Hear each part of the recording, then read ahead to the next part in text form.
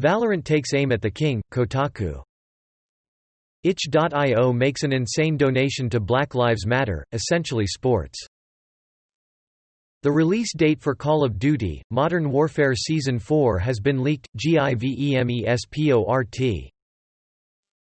Some iPhone 11 users reporting green tint issues after unlocking mobile syrup. Guerrilla Collective: Black Voices in Gaming, GameSpot. Coronavirus live updates: AstraZeneca approached Gilead about a potential merger, CNBC. This week's top stories: iOS 13.5.1 now available, iPad Air 4 rumors, and more 9 to 5 Mac. Online platforms scramble as content moderators in short supply amid coronavirus, globalnews.ca. Lenovo IdeaPad Flex 5 review, so close to the perfect 13-inch Chromebook, Android police.